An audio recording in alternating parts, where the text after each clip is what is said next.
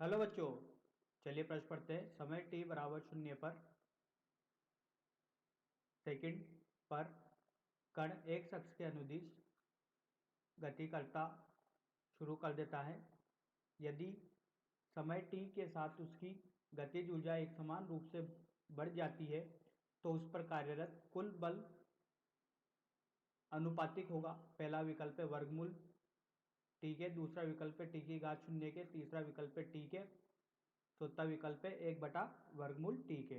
तो आइए बच्चों इस प्रश्न के लिए मुख्य उदाहरण की चर्चा करते हैं। तो देखिए बच्चों, यहाँ से अपन बता सकते हैं मुख्य उदाहरण।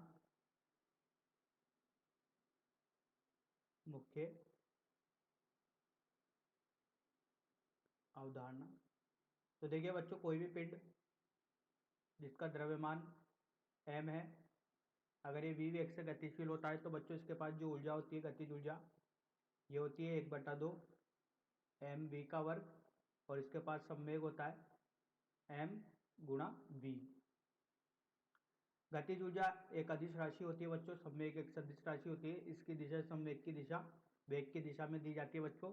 इसी तरीके से बात की जाए तो संवेग में परिवर्तन की दर ये समानुपाती होता है उस पर लगाए गए बल के, न्यूटन की गति के द्वितीय नियम से।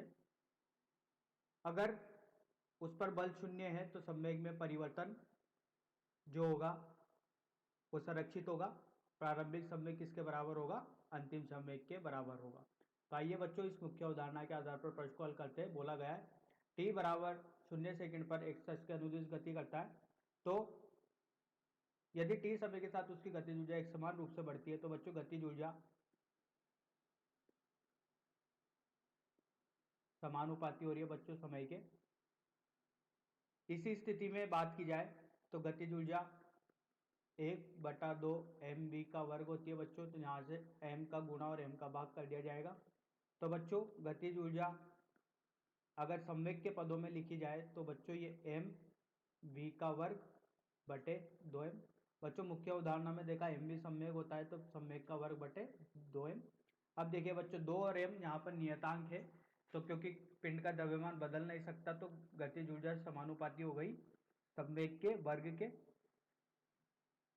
तो बच्चों बोला गया है अपन से गतिज ऊर्जा समानुपाती किसके हो रही है?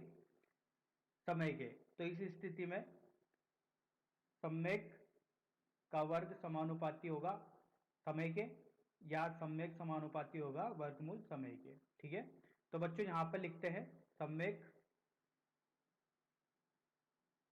संवेग समानुपाती हो रहा है बच्चों वर्गमूल समय के। इतना अपन निकाल चुके हैं बच्चों। अब देखिए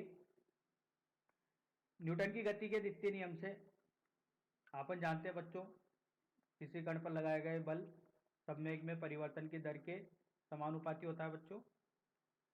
तो देखिए अगर अपन इसका उकलन करते हैं तो देखिए बच्चों क्या मिलता है, dp बटे dt बराबर 1/2 वर्गमूल टी के होगा बच्चों। टी का जब यहाँ पर वर्गमूल टी का समय के सापेक्ष अवकलन किया जाएगा तो 1/2 वर्गमूल टी मिलेगा। और बच्चों ये क्या होता है, संवेग में परिवर्तन की दर क्या होता है? बल होता है। तो बच्चों यहाँ से 1/2 जो है यहाँ पर ये नियतांक है, तो बल व्युत्क्रमानुपाती हो गया वर्गमूल टी के। इस स्थिति में बच्चों अपन को यहाँ पर ये मिला। बोला गया है कि उस पर कार्यरत कुल बल अनुपातिक होगा, अनुपातिक पूछा गया है। तो बच्चों ये होगा 1/वर्गमूल टी के। तो द विकल्प अपना सही है। आशा करता हूँ आपको यह समझ में आया होगा। धन्यवाद।